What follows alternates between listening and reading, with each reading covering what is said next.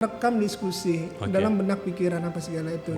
Jadi sebenarnya memang alam pikir itu bukan murni. KPMKT ini memang sebuah wadah ikatan bersama mahasiswa Kaltim pada saat itu. Di era 90, gencar-gencarnya kami berbicara tentang kesenjangan sosial. Kaltim itu jadi sapi perah gitu. Tenaga kerja itu banyak dari luar gitu. Sedangkan kami mahasiswa Kaltim, lulusan Kaltim sedikit terserap di Kaltim. Sampai kayak gitu tuh, ada ketimpangan sosial terjadi. Provinsi Kaltim berubah namanya menjadi Tim Percepatan Pembentukan Provinsi Kalimantan Utara. Oke. Nah kalau saya itu biasanya melalui tulisan aja. Iya. Nah pas moratorium itu tim percepatan itu secara bubar ternyata. Pak Yusuf, almarhum Pak Yusuf SK Wali Kota Tarakan berinisiatif lagi gitu. Akhirnya ngumpulkan teman-temannya. Peran intelektual itu tidak lepas dari wacana berpikir. Pada saat itu kita punya cuman media cetak. Malamnya tuh kita press release tuh. Dengan media cetak yang ada di Malang. PMKU bergerak melakukan sosialisasi. Langkah pertama itu bersurat ke presiden. Diskusi di meja makan asrama nih. Diskusi ketimpangan, disparitas terus ketua KPMKT cabang nih nyeletuk gitu. Oh, kalau gitu bagusnya kita mekarkan aja nih. Oh, bagus ini idenya nih gitu kan. Besok itu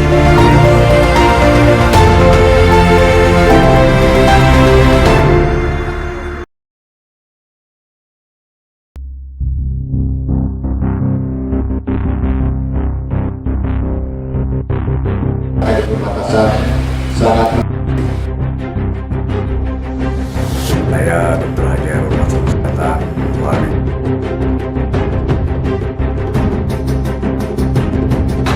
Dan apresiasi yang setinggi-tingginya kepada BPS.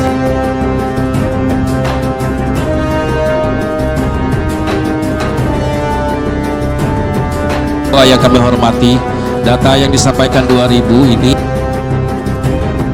masyarakat Kabupaten Malinau kepada kami berdua.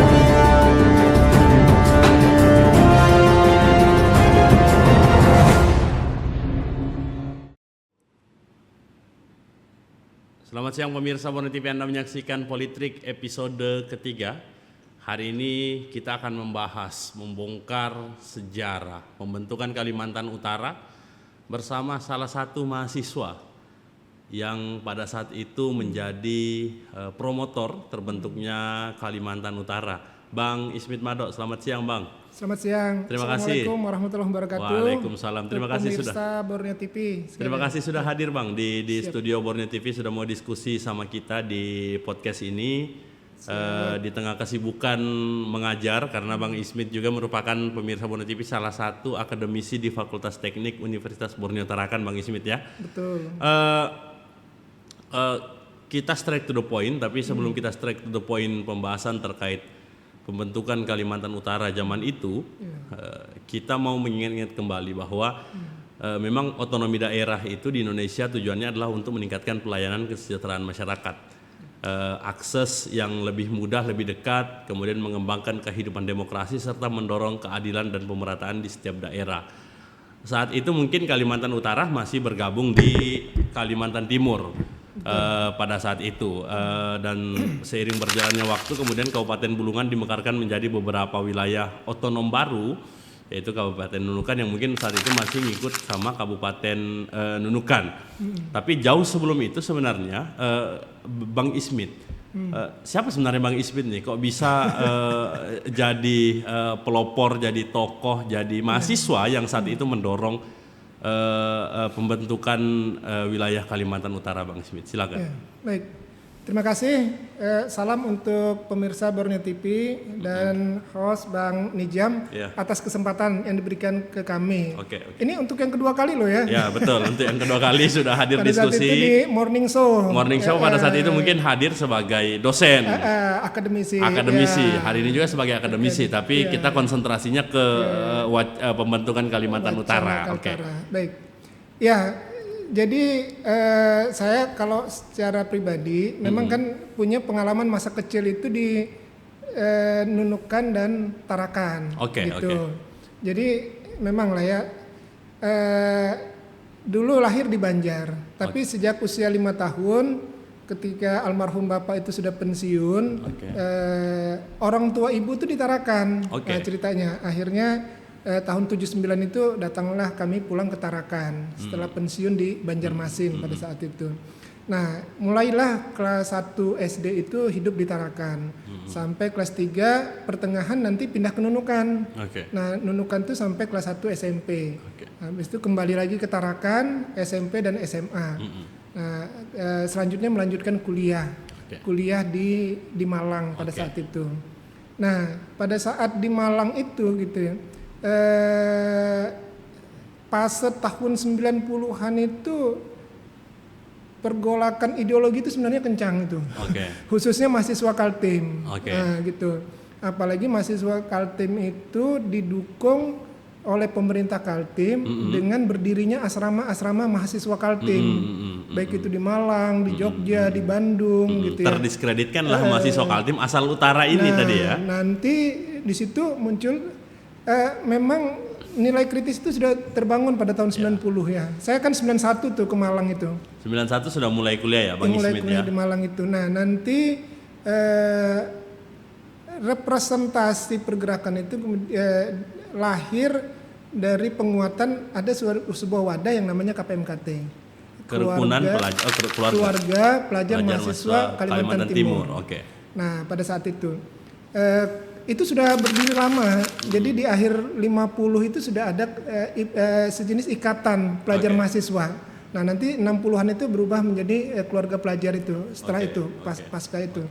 Jadi dulu pendiri-pendirinya ya, kalau KPMKT itu di Jogja itu Gubernur Kaltim 8898 Oke. Pak almarhum Ardan. Saya belum hadir itu. Ya. Belum hadir di dunia. Nah, itu. Oke. Terus nanti ada satu juga yang fenomenal itu. Wali Kota Tarakan.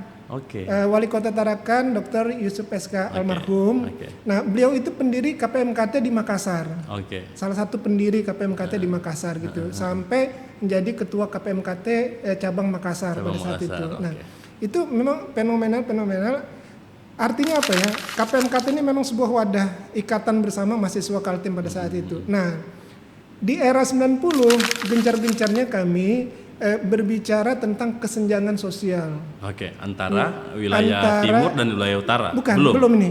Kesenjangan sosial itu gini nah. Kaltim itu jadi sapi perah gitu. Oh, oke. Jadi terus tenaga kerja itu banyak dari luar gitu. Sedangkan kami mahasiswa Kaltim, lulusan Kaltim sedikit terserap di Kaltim pada saat itu. Sampai kami bikin workshop itu, bukan kami ya, maksudnya pengurus KPMKT itu bikin workshop, menghadirkan gubernur, minta ini kebijakan. Ada sejenis kata BLJ untuk sarjana Kaltim pada saat itu yang kuliah di luar. Nah, sampai kayak gitu itu, ada ketimpangan sosial terjadi. Disparitas pembangunan terjadi gitu. Jadi era 90 itu era diskusi gitu. Era diskusi yang matang. Nah, masuklah tadi sebagaimana pengantar dari Bang Nijam terkait dengan era otonomi gitu. Betul. Nah, sesungguhnya otonomi itu undang-undangnya disahkan per 1 Januari 99. Gitu ya. Benar, 1 Januari 99. 1 Januari 99. Nah, ternyata baru diberlakukan 2 tahun kemudian. Oke. Di 2001. Wah, ini KPMKT ribut lagi nih. Di 99 itu. Itu ribut lagi. Satu sisi bicara tentang disparitas, kesenjangan pembangunan, bicara tentang kesenjangan sosial masyarakat ada di Kaltim itu. Nah, dalam salah satu mukernas KPMKT di Balikpapan pada saat itu ada memang salah satu mahasiswa asal Bunyu kuliah di Jogja gitu, salah satu pengurus KPMKT perwakilan Jogja, cabang Jogja itu di mukernas itu bicara di depan gubernur pada saat dinner party mukernas KPMKT ini. Jadi Pak, kalau ndak diperhatikan sama gubernur nih, kalau ndak diperhatikan utara Kaltim gitu ya kan, lebih bagus Berau, Bulungan gitu ya, Berau, Bulungan, Tarakan memisahkan diri. Wah. Oke. Nah itu, itu Tapi saya potong dulu. Saat dinner party itu dan dibunyikan lah, misalnya Iya. anggaplah itu pertama kali dibunyikan persoalan itu di depan gubernur. Apa responnya, Bang? Nah, saya tidak terlibat itu. Saya baca di media aja Oh, pada saat itu. oke. Nggak di anu. Nah, di Malang gitu. Di Malang itu sebenarnya bermula dari 3 orang aja tuh. Oke. Saya ketua KPMKT cabang Malang, Oke. anak Nunukan, sekarang di pemerintah Kabupaten Nunukan, Oke. sama ada satu senior. Satu senior itu diskusi di meja makan asrama nih, diskusi ketimpangan, disparitas apa anu. Nah terus ketua KPMKT cabang ini nyeletuk gitu. Oh kalau gitu bagusnya kita mekarkan aja nih. Oh bagus ini idenya nih gitu kan. Nah oke, sepakat nih ya itu ide mekarkan. Nah sepakat dimekarkan, akhirnya saya buat anunya, kerangka berpikirnya. Nah apa namanya nih, pernyataan sikap? Enggak, bilang ketua KPMKT cabang Malang, anu aja, komunike. Komunike itu sama aja pernyataan sikap gitu. Nah lahirlah komunike pelajar mahasiswa untuk Kalimantan Timur bagian utara yang menginginkan pemekaran Provinsi Kalimantan Utara. Termaktub lah di clipping koran ini tadi ya. Clipping koran. Bisa diperlihatkan Bang Ismit tadi ini luar biasa. Ini sejarah Kaltara dalam satu buku itu ya. Dalam satu buku. Dalam satu buku. Ini mulai tahun awal publikasi pertama gitu ya di media tentang wacana Kaltara sampai di tahun 2002 di bulan Maret 2002. Nah komunike tadi itu. Ya, setelah gagasan komunike itu sudah rampung, sudah kita petakan, kita rapat. Gitu. Rapatnya di tanggal 21 November 99. Nah, pada saat itu. Nah, di 21 November 99 itu rapat di asrama mahasiswa Kaltim ya, namanya Mandau di Malang itu, tempat kami selama hidup di Malang tuh. Nah, di situ kita diskusi, sepakat ya. Sepakat gitu. Kalau sepakat kita memekarkan diri gitu ya kan. Nah, kita bagi tugas nih. Sebarkan platform gagasan komunike ini ke teman-teman yang ada di kos-kosan, di kontrakan gitu kan, di anu gitu. Untuk mereka mendukung juga. Akhirnya terkumpullah kurang lebih 96 tanda tangan. Ada pelajar, ada mahasiswa, ada simpatisan. Simpatisan saat itu apa? Ya, simpatisan itu orang dari Kaltara yang tidak bermukim berkuliah sekarang. Ya, dia bermukim keluarga yang bermukim di Malang. Ada 2 pada saat itu. Yang kami dapatkan gitu kan. Akhirnya kita sosialisasi ke rumahnya. Terus Bapak ikut tanda tangan lah Pak. Oh iya tanda tangan tuh. Satu keluarga tuh, istrinya tanda tangan, anaknya yang masih sekolah itu tanda tangan. Di tahun 99 itu tahun 99 gitu. Itu awal wacana. Nah, dan itu menarik Bang, karena di tahun 99 itu kan pasca reformasi. Sepertinya gejolak yang terjadi di bangsa ini cukup kompleks di tahun-tahun itu. Silakan di komunike tadi itu. Jadi komunike itu. Nah, cuman begini ya. Memang dinamika pergerakan itu sebenarnya perlu jadi diskusi lah kalau saya itu ya, khususnya pada mahasiswa utara. Kenapa gitu kan? Sesungguhnya ide gagasan atau wacana itu dia bisa stagnan kalau tidak diorganisir gitu. Ini kan pernyataan sikap aja ceritanya nih kan. Pernyataan sikap aja gitu. Gimana nih supaya dia kuat? Selang seminggu kemudian di 28 November itu kita rapat lagi itu, rapat, akhirnya mendirikan wadahnya. Dalam bentuk presidium. Waktu itu kita sepakat, kita kasih nama SPMKU. Solidaritas Pelajar Mahasiswa Kalimantan Utara. Nah, tugas SPMKU inilah yang kemudian mensosialisasikan, menguatkan ide gagasan di komunike tadi gitu sehingga ide gagasan itu menjadi ide gagasan bersama pada saat itu. Karena saya potong Bang, karena di awal kan memang terbentuknya karena diskusi kecil tadi, di ruang makan itu. Ide lahir di diskusi ruang makan. Mungkin pada saat perut keroncongan, lapar layaknya seorang mahasiswa, entah di akhir dan di awal bulan di zaman-zaman itu. Betul. Ya kalaupun kita bisa bilang idenya nyeleneh waktu itu ya. Betul. Cuma spontan saja, bagus kita pisahkan diri dan lain sebagainya. Walaupun memang sebelumnya di koran sudah ada sempat bahasa itu, kemudian Dari komika itu kemudian masuklah ke presidium SPMKU. Betul. Dalam proses itu kemudian, apakah memang sudah mulai terdengar wacana pembentukan Kalimantan Utara, pisahkan diri daripada Kalimantan Timur saat itu, saat terbentuknya presidium ini? Iya. Nah, kan gini ya, artinya kan dalam pergerakan itu kalau dulu tuh platformnya sudah jelas. Platformnya jelas itu media itu kan penting bagi publikasi. Nah, pada saat itu kita punya cuman media cetak gitu. Iya. Nah, belum ada nih yang begini-gini nih ya. Jadi malam tanggal 21 November kan kita rapat tuh. Iya. Malamnya tuh kita press release tuh. Oke. Dengan media cetak yang ada di Malang. Oke. Pada saat itu gitu. Nah, tujuannya tuh apa, supaya bisa didengar gitu. Nah, pertama itu, nah terus pergerakan kita bangun gitu. Nah, wadah SPMKU ini banyak saya begini, saya merasa bersyukur dengan teman-teman di Malang, di Jogja, di Makassar gitu ya. Nah, terus nanti kita didukung Senat Mahasiswa se-Utara pada saat itu gitu. Apa yang kita lakukan gitu? SPMKU bergerak melakukan sosialisasi. Langkah pertama itu bersurat ke Presiden, ke Menteri Dalam Negeri, ke DPR RI, ke MPR gitu ya. Terus kita breakdown lagi ke gubernur gitu, ke DPRD Provinsi Kaltim, kita breakdown lagi ke bupati, ke ketua DPRD, terus PES, kita breakdown tuh organisasi mahasiswa. Itu surat-surat yang kita layangkan melalui pos. Itu pertama. Nah, nanti ada kesempatan pada saat libur kuliah. Balik. Bulan Januari itu pas puasa. Bulan Januari pas puasa, pulanglah kami ke Tarakan. Itu yang kenunukan. Biasa memang kalau mahasiswa kalau sudah pulang berkumpullah para mahasiswa dari berbeda wilayah itu ya.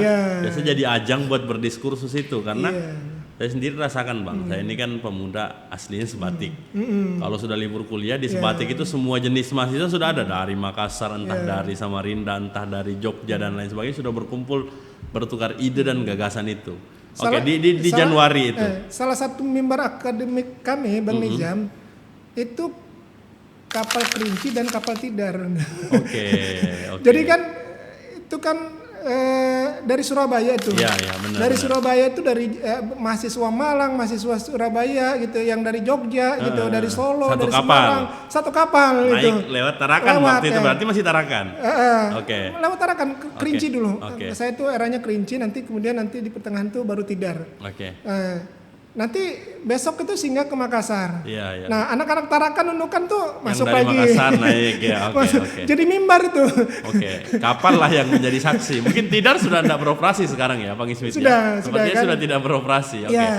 Itu mimbar. Jadi 3 malam 4 hari itu memang mimbar lah ya, bermain, diskusi gitu kan di kelas ekonomi itu. Semua kan kelas ekonomi itu. Nah, itu yang menarik itu. Nah, SPMKU memanfaatkan bulan Januari tahun 2000 gitu ya. Caranya seperti apa tuh? Langkah pertama kita itu karena DPRD di Utara Kaltim itu merepresentasikan masyarakat, kita audien gitu. Audien dengan DPRD Bulungan, terus besoknya kita lanjut ke Berau gitu, terus nanti ke Tarakan. Audiennya tuh di situ kita minta pernyataan itu bahwa kami sudah audien dan ada kesepemahaman tentang pemekaran Kalimantan Timur. Ada suratnya tuh, di clippingnya termasuk ada suratnya. Nah, Ketua DPRD Bulungan Pak Anang Dahlan pada saat itu menandatangani surat. Terus Ketua DPRD Berau almarhum Pak Sukri Hasan.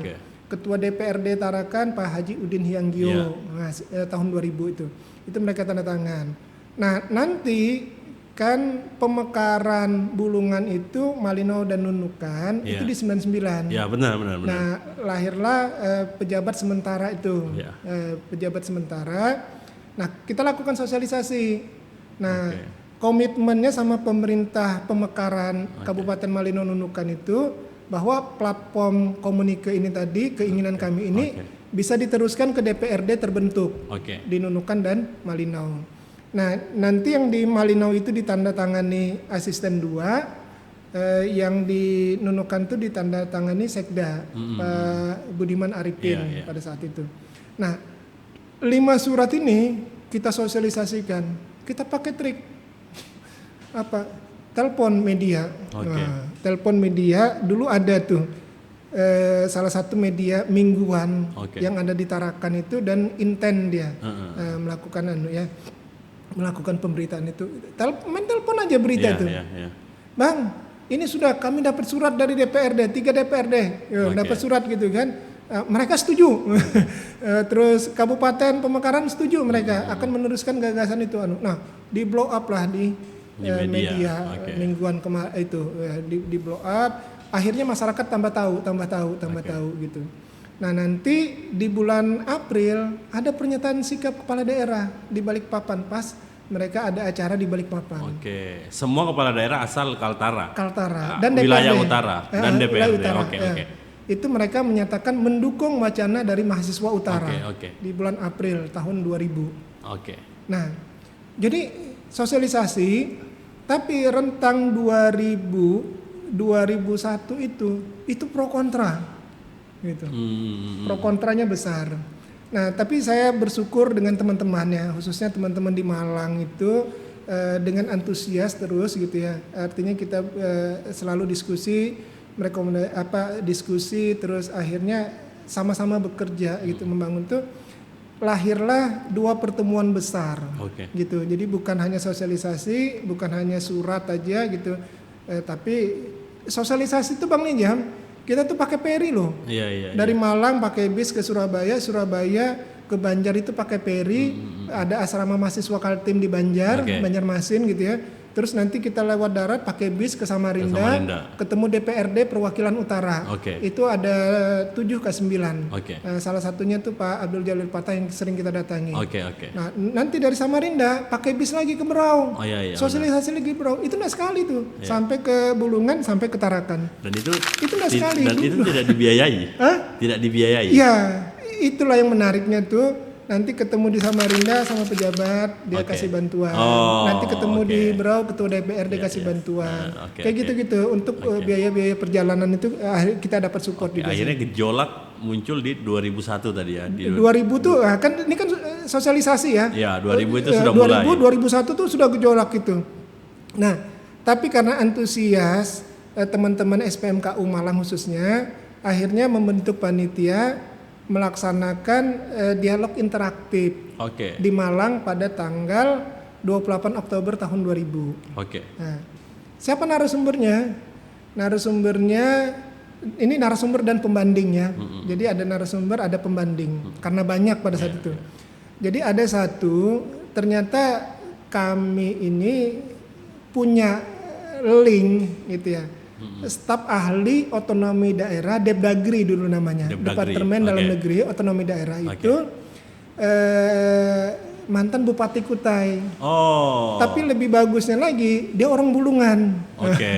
Pak Dr. Andes AM Sulaiman namanya. Mulailah dari situ ya. Nah, itu tuh beliau tuh antusias juga gitu. Iya. Antusias. Ya orang Bulungan. Orang Bulungan, Tanjung itu. Mantan Bupati Kutai pada saat itu, belum Pemekaran. Nah, jadilah staf ahli otonomi daerah. Nah, kami via telepon aja gitu, via gitu. Pak, kami mau ngadakan. Oh ya sudah, nanti saya datang gitu kan. Udah datang. Oh, malah ajudannya itu yang marah-marah sama kami.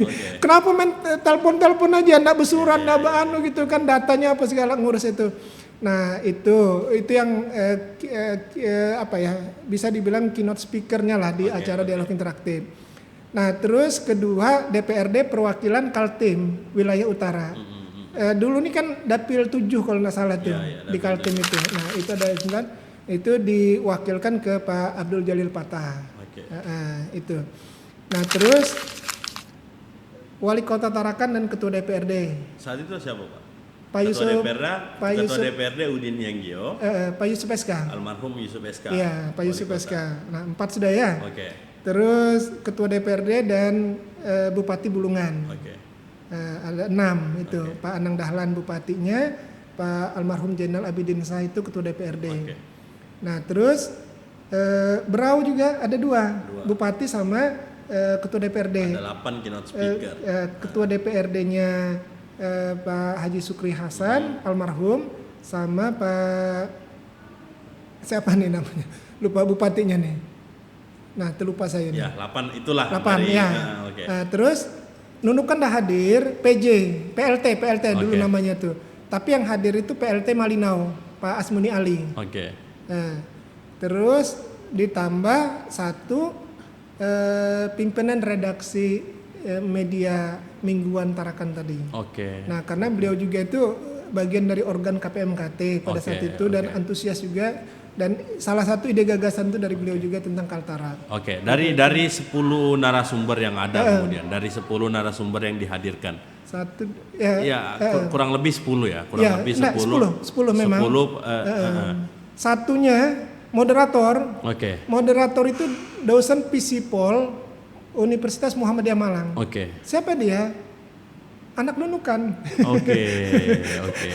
Yang kebetulan juga mendukung gagasan pemekaran ini. Pemekaran. Jadi apa ya? Oh, disitulah kami semakin percaya diri bahwa kami punya kekuatan sumber daya manusia. Oke. Gitu. Oke. Nah, dari situ dialoglah di salah satu hotel di pusat kota pada saat itu di 28 Oktober itu. Akhirnya di situ sepakat lahir namanya Dewan Formatur. Oke, Dewan Formatur. Dewan Formatur nanti di bawahnya itu termasuk mahasiswa tuh. Artinya dari serangkaian kejadian kemudian wacana pembentukan ya kita belum bilang pembentukan. Mulai wacana dari serangkaian kejadian itu cukup cepat juga Bang ya. Dari SPMKU. Betul. Kemudian di tahun 99 ada presidium, ada komike itu tadi di betul. Januari 2000 di April. Ada kegiatan, kemudian ada diskusi publik, kalau kita bilangnya sekarang diskusi publik yang dilakukan oleh teman-teman KPMKT Malang saat itu, dan cukup cepat. Yang saya bingung, apakah memang semulus itu perjalanan pembentukannya, atau memang ada gejolak penolakan dari wilayah Kaltim untuk tidak melepas wilayah Kalimantan Utara saat itu? Iya, kan makanya itu ya. Salah satu kunci mahasiswa itu kan minimal harus berani itu. Iya, betul. Dalam konteks pergerakan itu. Jadi memang selang pro kontra. Nah, faktanya memang 28 Oktober tahun 2000 itu setelah kita dialog ini, kita sudah sepakat ini. Masih ada lagi yang bilang, "Oh, kenapa tuh bikin acara Kaltara di Malang diam-diam?" Oh. Masih ada pro kontra tuh. Oh, masih kenapa gini-gini? Wah, itu masih enggak setuju saya Kaltara. Itu masih. Nah, kita terus tuh, jadi turun sosialisasi, kita ke Setie, pada saat itu kita ke Borneo, kita ke tokoh masyarakat, kita datangi sosialisasi jalan terus. Nah, sampai satu waktu nanti setelah kita masih ini ya dari perjalanan tadi dari Malang, Surabaya, kita kan ke Jogja itu kan kita ke Jogja juga, kita bentuk di Jogja, nanti ke Semarang kita minta dukungan Semarang, akhirnya mereka berdiri juga wadahnya, tapi bukan SPMKU, FKPM Kaltara namanya. Nah itu terus teman kita koordinasi yang di Makassar apa segala. Nah apa yang terjadi gitu, itu sepanjang sosialisasi terus itu muncul ide lagi gagasan. Dari hasil tanggal 28 Oktober tadi. Karena di 28 Oktober terbentuklah apa tadi bahasanya Dewan Formatur. Dewan Formatur. Jadi kan sudah ya ada ketua Dewan Formatur apa segala sudah. Itu diambil ketuanya ketua DPRD Bulungan, almarhum Pak Jenderal Abidin Shah. Jadi semua tuh DPRD itu. Ketua-ketua DPRD. Nanti kami sub koordinasinya ada sub mahasiswa. Nah, cuman kami, bukan 28, salah, 30 Oktober. 30 Oktober, sorry. Nah, 30 Oktober.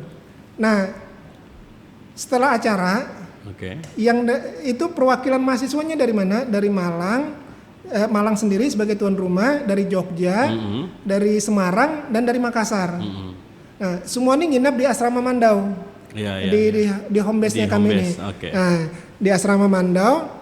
Nah, karena mereka masih nginap, kita diskusi lagi lah ya. Nah, jadi per 31 Oktober tahun 2000 itu diskusi di internal kita.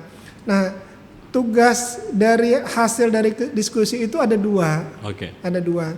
Pertama membentuk, karena ini sudah ada nih, ada SPMKU Malang, ada SPMKU Jogja, ada FKPM Semarang, terus ada perwakilan Makassar. Nah, kita ingin membentuk pengurus pusatnya pergerakan mahasiswa untuk Kaltara. Terus kedua merangkul senat mahasiswa seutara. Nah, itu diamanatkan lagi ke SPMKU untuk Oke. melakukan sosialisasi, merealisasikan Oke. hasil keputusan 31 Oktober itu. Oke. Nah, dari 2 ini memang yang pengurus pusat kami gagal gitu. Tapi yang terjadi itu merangkul Senat Mahasiswa se-Utara itu terjadi di bulan Februari tahun 2001. Oke. Itu di Tanjung Selor tuh. Nah, di Tanjung Selor ada SPMKU Malang, SPMKU Jogja, ada FKPM Semarang, ada Makassar. perwakilan Makassar, Oke. ada perwakilan mahasiswa Nunukan yang kuliah di Samarinda. Oke. Ada itu ya. Terus ada Setie Muhammadiyah Berau, Oke. senatnya. Iya. Ada senat Universitas Borneo. Oke. Ada senat Setie Oke. Bulungan Tarakan. Iya. Nah, panitianya kami lobby itu kan, kami lobby itu memang dukungan dari Pak Anang Dahlan. Makanya kami bikin buku Pak Anang Dahlan itu. Apa namanya? Dulu ada namanya ASMI, Akademi Studi Manajemen Indonesia di Tanjung Selor. Iya. Sekarang sudah melebur sama Setie. Nah, Oke. itu sebagai panitia pelaksana. Jadi ada 8 organ mahasiswa, 9 organ mahasiswa pada saat itu diskusi di bulan Februari tahun 2001 Tanjung Selor. Oke. Oke, kayak apa nih gitu. 2 malam gitu kan. Oke. Kayak apa? Oke, sepakat ya, sepakat. Oke. Buatlah pernyataan kesepakatan itu dengan 7 tuntutan. Oke, dari 9 organisasi itu Iya. mengadakan diskusi di Setie Iya. saat itu Di ASMI, di ASMI di Tanjung itu, Selor ya. yang dikenal sekarang mungkin Setie ya, Ya. melebur. Oh, yang oke. Berapa jumlah mahasiswa yang hadir dari 9 organ mahasiswa ini, Bang Ismet? Kami dari Tarakan aja itu senat itu kami bawa semua. Borneo tuh bukan senat universitas. Senat fakultas. Senat fakultas Oke. juga kami bawa. Oke, ini berarti Kalikan 6 waktu itu. hitungannya ratusan 12, ya? Hitungannya ratusan. Oh, berarti? enggak lah ya, 100 lah ya. Seratusan ya? Kurang Oke. lebih lah tuh. Oke. Kemudian menghasilkan 7 rekomendasi. Iya. 7 putusan lah. Ya, Apa di antara 7 itu? Salah satunya Poin itu pentingnya. karena kan dari masyarakat itu juga mengharap ada penelitian pengkajian. Oke. Makanya mahasiswa juga di situ merekomendasikan persetujuan Kalimantan Utara itu harus didukung dengan penelitian pengkajian. Benar-benar. Tapi pada prinsipnya semua sepakat gitu. Sepakat wacana Kaltara itu harus terus didengungkan di ini. Nah itu jadi 99, 2000, 2001 gitu. Nanti ada lagi di eksternal kami itu tapi menjadi bagian namanya IKA KPMKT Makassar. Oke. Di Tarakan Alumni ya. Ikatan alumni kan yang dari Makassar itu. Nah, dari hasil diskusi itu kita bantu mereka. Mereka ngadakan dialog di Tarakan Plaza. Oke. Itu kerjasama dengan Senat Mahasiswa Fakultas Ekonomi. Oke. Oke. Itu juga buat pernyataan sikap. Akhirnya di situ juga pernyataan persetujuan. Oke, Nah, akhirnya wacana pembentukan Kalimantan Utara mulai dari pernyataan sikap, kemudian bukti autentik melalui tanda tangan dan lain sebagainya sudah mulai bunyi di seluruh daerah sepertinya di Seluruh Kalimantan daerah. Timur saat Ya. itu di tahun 2001 itu ya. walaupun tetap dengan pro kontra tadi. Tetap berarti Masih. berarti saat pembentukan di tahun 2001 masih ada juga unsur ternyata unsur Masih. dari masyarakat yang menolak Masih. untuk Ya. berpisah dari Kaltim. Masih Apa banyak. alasannya, Bang? Banyak. Jadi apalagi di tahun 2001 per Januari tahun 2001 itu diberlakukan otonomi daerah. Iya benar. Ketika diberlakukan otonomi daerah itu ada dana bagi hasil migas. Iya betul. Nah, utara itu dapat bagi hasil migas.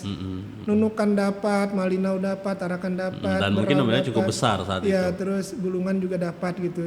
Cukup besar untuk meningkatkan APBD gitu. Nah, itu juga salah satu alasan. Nggak usah dulu, kita ini kan butuh dana untuk membangun. Iya. Nunukan butuh dana untuk membangun infrastruktur karena masih baru. Malinau juga butuh dana infrastruktur untuk membangun.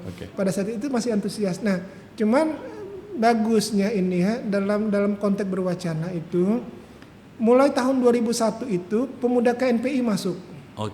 Masuk, termasuk di kegiatan Tarakan Plaza tadi itu masuk. Mereka membuat pernyataan sikap. Nah, membuat pernyataan sikap seutara Kaltim kayak gitu. Nah, dan kita harus bersyukur dengan KNPI itu mengawal sampai nanti di 2012. Itu hebatnya. Karena tuh di 2012 MPI. RUU pembentukan Provinsi Kalimantan Utara kemudian disetujui di rapat paripurna DPR. Iya. DPR waktu itu di 25 Oktober 2012 disahkan menjadi undang-undang. Betul. Sejak terbit itu ditunjuklah PJ Gubernur sepertinya saat itu ditunjuk pada tanggal 22 April 2013 itu Irianto Lamri. Betul. Dilantik oleh Menteri Dalam Negeri Garmawan Fauzi di Jakarta. Betul. Oke. Akhirnya tadi saya sempat terbesit di pikiran begini Bang Ismit. Sepertinya menarik tuntutan masyarakat itu bahwa harus ada kajian akademis. Betul. Dalam pembentukan. Artinya bentuk tidak boleh asal bentuk. Iya. Pembentukan ini kan harus punya kalau di Jepang itu memajukan sepak bola melalui blueprint itu, Bang. Betul. Jadi ada blueprint sepak bola Jepang sampai Jepang bisa jadi salah satu raksasa di sepak bola dunia karena akibat blueprint itu ada rencana jangka panjang yang dimulai. Tapi pada saat itu, pada saat dimintai kajian akademisnya, mau dikemanakan Kalimantan Utara pada saat itu? Yang sempat ada terbesit bahkan di kelompok mahasiswa utara, di KNPI dan lain sebagainya yang sudah mulai mendengungkan pembentukan Kalimantan Utara ini, Bang. Iya. Begini, jadi kan lebih utama itu kan kajian itu nanti mengkaji sejauh mana dan apa aja potensi-potensi Kalimantan Utara itu. Oke. Nah, dengan potensi itu tadi itulah yang sebenarnya harusnya dikelola gitu. Oke. Nah, jadi kajian pada kekuatan apa aja dan seberapa kuat potensi itu untuk mendukung pendirian Provinsi Kalimantan Utara. Oke. Jadi sejenis studi kelayakan lah sebenarnya kemarin itu. Jadi apa aja yang dikaji, Bang? Saat itu? Dari aspek ekonomi, aspek sosial masyarakat, gitu, aspek politiknya apa segala itu. Nah, dan itu memang kerja artinya gini ya, kan setelah 2001 itu KNPI masuk apa segala, sampai 2002 itu mereka roadshow lah artinya itu melakukan pertemuan-pertemuan untuk mendukung Kalimantan Utara. Nah nanti di tahun 2003 itu ada inisiatif dari pemuda Tanjung Selor. Ada kurang lebih 50 OKP pada saat itu. Yang bergabung di KNPI. Bergabung di KNPI 50 OKP sudah meninggal nih ketuanya nih. Lupa juga saya. Nah, itu mereka menghadap bupati meminta untuk dilaksanakan musyawarah masyarakat Kalimantan Utara. Nah, 2003 lahirlah musyawarah masyarakat Kalimantan Utara di Tanjung Selor. Musyawarah masyarakat Kalimantan Utara di Tanjung Selor. Ini lebih besar lagi jangkauannya karena musyawarah masyarakat. Ya, nanti dari hasil musyawarah itu lahir Dewan Presidium. Pembentukan Provinsi Kalimantan Utara. Siapa yang jadi presidium saat itu, Bang? Pak Laden Mering, SH. Orang Kaltara tapi dia berkantor beracaranya di Samarinda. Pak Laden Mering waktu itu yang diangkat sebagai tokoh masyarakat pada saat itu. Nah, dari situ terus didukung Bupati Bulungan pada saat itu, gitu, meng-hire lah salah satu konsultan, gitu ya kan, untuk melakukan pengkajian. Jadi mulai 2003 itu sudah ada tuh di Dewan Presidium. Nah, mulai jalan, nanti Dewan Presidium itu diambil alih oleh Provinsi Kaltim, gitu ya. Diambil alih Provinsi Kaltim, berubah namanya menjadi Tim Percepatan Pembentukan Provinsi Kalimantan Utara. Pas itu berjalan gitu sampai 2009. Nanti ada moratorium gitu. Penghentian gitu kan, pemekaran, proses pemekaran. Saya kepikirannya begitu, Bang Ismit. Sepertinya kalau berbicara terkait pemekaran sepertinya tidak akan selalu mulus.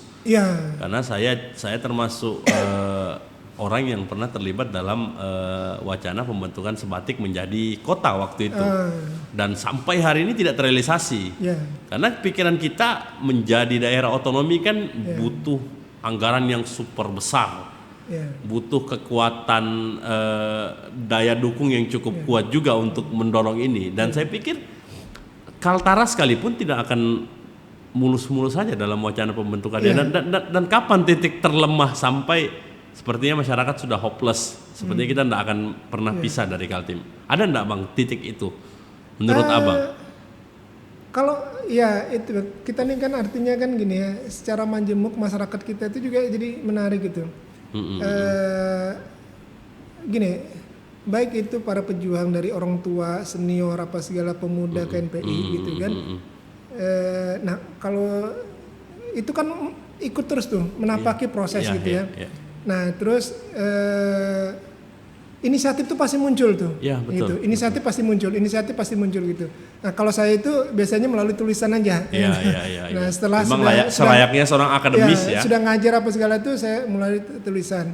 Nah nanti kan pas moratorium itu tim percepatan itu secara bubar ternyata. Gitu. Ada beberapa Tim percepatan yang dibentuk oleh Iya itu di bawah Kaltim, di bawah Provinsi Kaltim. Ketuanya itu asisten 1 kalau nggak salah waktu tim itu. percepatan. Tim percepatan bubar. Oke. Nah karena ada masalah itu, terus juga ada masalah di tim, ada masalah di moratorium tadi. Oke. Nah tapi kemudian Pak Yusuf, almarhum Pak Yusuf SK Wali Kota Taragan, berinisiatif lagi gitu.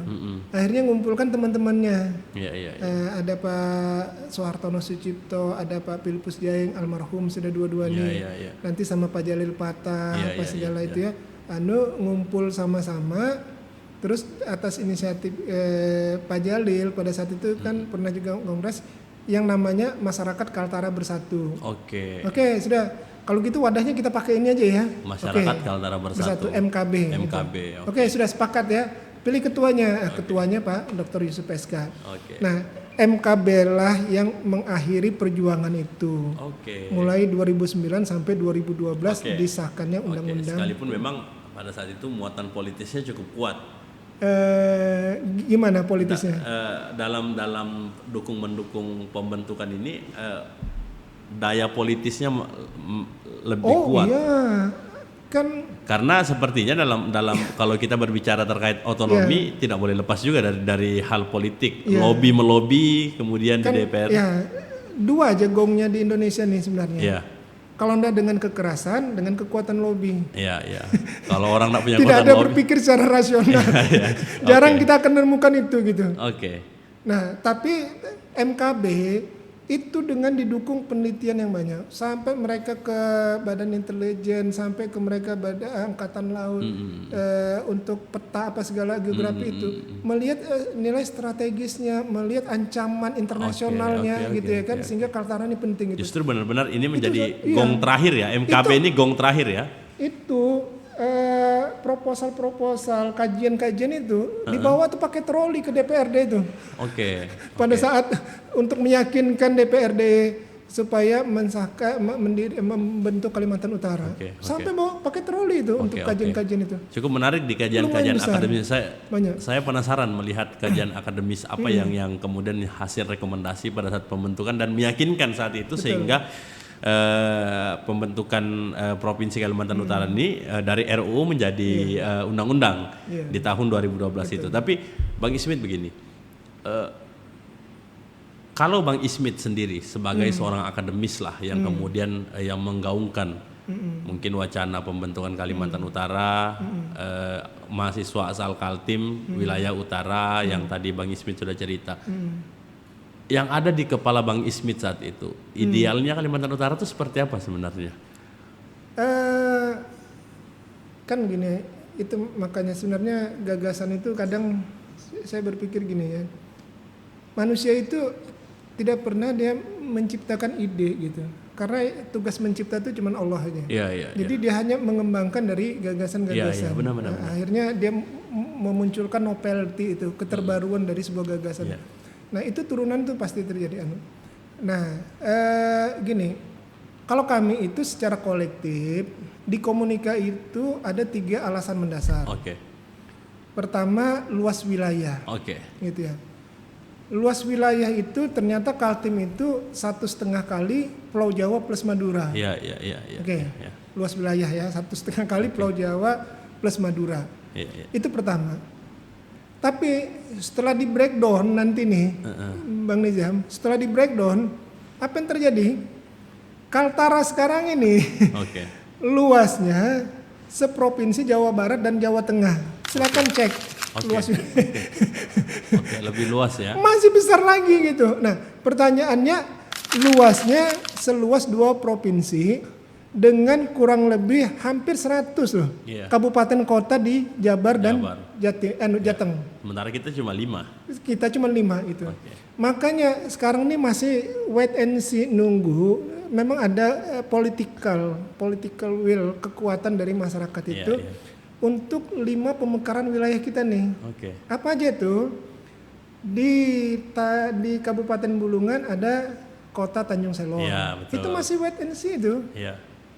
Terus di Dinunukan. Malinau itu ada pemekaran Apokayan. Ya, pokoknya Oke. benar. Di Nunukan, Kabupaten Nunukan ada 3. Ada 3, Kabudaya, Kabudaya, Krayan, Kota Sebatik. Kota Sebatik. Itu masih menunggu di sana tuh. Dan sepertinya tidak ada political will yang kuat untuk mendorong itu Nah. hari-hari ini. Harusnya seperti itu. Saya ingat betul sama almarhum Pak Yusuf itu karena saya 10 tahun sama beliau tuh ya, mengamati kepemimpinan, Iya, kita iya. diskusi. Cara beliau bernegosiasi. Cara beliau bernegosiasi, ide gagasan, Iya, iya. berpikir tadi itu, dialog. Nah, ada satu yang saya ingat tuh. Gampang aja, dia bilang kan. Nanti kita mekarkan aja Krayan. Biar Bupati Krayan tuh yang ngurus Krayan. Iya, betul. Orang daerah ngurus orang daerah itu. Jadi itu apa bagi saya itu backsetnya tuh. Jangan pernah melihat Krayan itu dari Tanjung Selor. Betul, betul. Lihatlah Krayan dari Krayan. Nggak ketemu masalahnya. itu saya selalu begitu gitu. Iya, Sekarang itu mindset berpikirnya. Nah, jadi kita melihat itu gitu. Jadi bilang Pak Yusuf, biar aja nanti kita mekarkan, biar bupatinya 24 jam ngurus Krayannya Iya, sendiri. iya, dia bilang. iya, iya. Kayak gitu. Iya. Kayak gitu gak Pak? Nggih, iya kayak gitu deh. Dan sepertinya berat juga 5 otonomi ini masih menunggu ya. Cuman memang ada strategi. Kalau teman-teman mau, apalagi kita punya 7 perwakilan di pusat ya, Iya, iya. 4 DPD, 3 DPR, DPR RI, RI, sebenarnya. Realnya gini, di Undang-Undang Otonomi Daerah itu, aspirasi pemekaran itu bukan datang atas inisiatif daerah, Iya, tapi negara juga berhak memekarkan itu. iya, gitu. betul, betul. Pemerintah berhak, Iya. pemerintah pusat berhak memekarkan Iya, itu. Nah, betul. pakailah itu sebagai dasar gitu, urgensinya. Kaltara itu kan simpadan itu di tengah-tengah wacana Kaltara itu lepas, Iya, iya, simpadan Legitan Iya, itu iya, gitu. iya, betul. Nah, sekarang masuk Ambalat ini gitu, Ambalat, itu iya. jadi masalah. Belum lagi kita ngeliat di perbatasan daratnya tuh, Iya, yang ada di Kalimantan Utara. iya, iya. Gimana masyarakat Krayan lebih senang dia belanja ke Iya. Malaysia, ke Akses Tawau. lebih dekat. Akses lebih dekat Nah, gitu dan ya ini kan menjadi tolak ukur Iya. sebenarnya pemekaran itu Iya. sebenarnya. Coba kalau kita dari Sebatik pas malam hari lihat kota Tawau temaram lampunya iya, gitu. iya. Kalau dari Tawau lihat ke Sebatik Indonesia. gelap seperti hutan terang yang tidak terang benderang gitu. Nah, jadi Oke. ini penting gitu. Nah, salah satu strategi pembangunan, salah satu strategi pengembangan kewilayahan daerah itu bagi saya adalah proses pemekaran itu. Oke, sebelum kita jauh bahas pemekaran daerah lain, saya mau lihat ini ada 5 bahkan 5. display buku yang abang Ya. pernah buat. Oke. Ada pepatah bilang begini, kalau mau hidup selamanya menulislah, Ya. karena akan dikenang selamanya. Mudahan lah dikenal. Dari 5 buku ini bang, mudahan dikenang kan sepertinya. Apakah abang tidak diakui mungkin oleh daerah sebagai salah satu pemikir, wallahu alam ya. Tapi dari 5 buku ini sebenarnya bang, yang terakhir ini Alam Pikir Mahasiswa Utara. Ya. Apa isi dari 5 buku ini bang sebenarnya? Ya, jadi sebenarnya gini, makanya tuh saya ingin ngajak ya ke adik-adik mahasiswa, khususnya yang kita ada di utara atau semualah mahasiswa yang kuliah di luar, tapi mahasiswa Kaltara di berbagai daerah, penting sekali bagaimana membangun sebuah kita ini kan perannya intelektual gitu. Iya, Nah, betul. peran intelektual itu tidak lepas dari wacana berpikir, ide gagasan. Nah, itu pertama dulu. Nah, penguatan intelektualis itu dari konteks wacana berpikir. Iya. Tapi wacana berpikir itu akan stagnan dia gitu. Ketika dia tidak diorganisir gitu. Iya, iya. Nah, salah satu mungkin ada payungnya, wadah gitu, wadah organisasi misalkan, atau bagaimana kita mengelola wacana itu. Nah, tapi terhadap sebuah wacana, kalau dia diorganisir, mungkin dia hanya kekuatan pada saat dia diorganisasi, gitu ya. Pada saat pertemuan, pada saat kita diskusi, pada saat Nah, jadi penting yang ketiga itu ketika mampu dinarasikan dalam teks. Oke. Masyarakat umum itu tidak akan pernah tahu isi hati kita. Iya, betul. Ya kan? Kalau kita tidak tuangkan gitu. Nah, saya di Bunga Rampai 1 itu di era mahasiswa dan sudah lulus. Nah, di buku Bunga Rampai 2 itu di era juga sudahlah 2014 sampai 2000. Saya masih senang dengan tulisan-tulisan yang saya muat di media. Nah, kalau yang Bunga Rampai pertama ini kan masih media cetak tuh, yang dominan itu. Jadi ada Tribun, ada Kaltim, macam-macam lah itu waktu itu ya, lokal Kaltim pada saat itu. Nah, Nah, penting menarasikan dalam bentuk teks nilai wacana. Apakah dia nilai kritik, pengembangan gagasan ide atau pola berpikir gitu kan, atau melihat potret ke depannya ini seperti apa gitu. Nah, itu dituangkan dalam Bunga Rampai dalam bentuk gagasan. Nah, kalau ini Kaltara yang ide lahir dari mahasiswa Utara, itu dari ini Bang Nizam. Ini yang menarik, ini yang penasaran. Coba bisa diperlihatkan satu bagian saja, Bang. Ini bukti otentik bahwa keberadaan itu. Ini korannya nih. Waduh. Ini isi koran ya, dan sepertinya sudah sulit untuk ditemukan ini ya. Betul. Ini isi koran. Sampai dilipat-lipat kayak gini. Ya, upaya untuk menjaga ini supaya bisa. Karena ini dokumentasi, inilah platformnya tuh komunikator. Iya. Ini yang menjaga utuh. Inilah yang sebenarnya yang harus diberikan edukasi kepada anak-anak kita sekarang, bahwa ternyata perjuangan pembentukan Kaltara itu tidak instan. Bahkan sudah mengalami waktu ke waktu. Akhirnya sampai di Alam Pikir ini, Bang Ismit. Ini termasuk koran nasional loh. Jadi ada Jawa Pos, ada Pembaharuan, Coba ada Kompas. Saya lihat, Bang. Loh, iya, di agak Ini sini Bang, biar dapat anunya tuh. Pas anunya nih. Jadi Mendagri itu bilang mahasiswa Kaltim ini Kompas. 7 November tahun 2000. Tahun 2000. Bahwa ide Provinsi Kalimantan Utara dari Malang. Iya, kan gitu. Kompas tuh yang tuh. Memang kurang ya. Sebentar, nanti ini banyak sekali isi korannya nih, pemirsa Warna TV ini kita lihat ini, dan sulit sepertinya untuk dicari lagi nih arsip-arsipnya untuk koran-koran ini. Gimana ya tuh? Ada Jawa Pos juga. Nanti kita Nih Jawa Pos nih. Jawa Pos. Mendagri bilang jangan lantah bentuk provinsi baru. Di tahun 2000. Tahun 2000. November. Artinya ini setelah kami di 30 Oktober itu dialog di Malang. Jangan latah bentuk provinsi baru, menarik. Beliau Mendagrinya yang jadi narasumbernya staf ahli bidang otonomi daerah. Ya, yang kebetulan orang utara. Orang utara itu. Jadi dia bilang ini di Bali dia pada saat menghadiri acara apa di Bali itu. Jadi memang bukan Kaltara aja gitu, termasuk Gorontalo apa segala. Dia bilang mahasiswa jangan latah kayak gitu. Itu memang ditujukan ke kami itu. Pada saat dialog di Malang itu. Dan ini lengkap ya Bang Ismit ya. Tapi kalaulah kemudian ada anak-anak muda kita mau mempelajari literatur ini, kita bisa diakses di mana Bang Ismit? Belum kita. Belum pengadaan ini ya. Betul. Tapi sebenarnya representasi ini kan ada di buku-buku ini. Ada di buku Ide Kaltara nih. Ide Kaltara. Yang terakhir, saya menarik yang terakhir. Alam Pikir Mahasiswa Utara. Ini maksudnya apa Bang Ismit? Karena kalau kita bicara daerah, kalau kita bicara sesuatu itu kan kita bicara masa lalu, masa kini, masa depan. Alam pikir ini apa maksudnya alam pikir mahasiswa utara ini Bang Ismit? Alam pikir itu kan apa yang ada di benak mahasiswa pada saat mewacanakan Kalimantan Utara. Oke. Kan gitu. Idenya berarti ada di sini. Jadi kan gini ada di benak mahasiswa pada saat itu melihat masa lalunya, melihat kondisi masa kininya dia, rencana masa depan. Rencana masa apa yang diharapkan dari masa depan itu. Sebenarnya kan kayak gitu tuh. Jadi alam pikir itu apa yang ada di benak. Nah, sebenarnya ini jujur memang Satu, kita breakdown, saya secara pribadi membreakdown dari 3 gagasan tadi. Oke. Letak luas wilayah, letak geografis, sama alasan ketiga itu sumber daya manusia. Oke. Gitu ya. Oke. Nah, sumber daya manusia itu kan gini tuh. Mei 95, Gubernur Kaltim Pak Ardan pada saat itu datang ke Malang. Dia ingin membuka acara lokakarya KPMKT. Oke. Di Batu pada saat itu. Nah, datang ke asrama Mandau. Dia ngecek inspeksi lah ibaratnya itu. Habis itu ada dialog dengan KPMKT cabang. Oke. Saya pada saat itu pas ketua asrama. Oke. Ketua asramanya.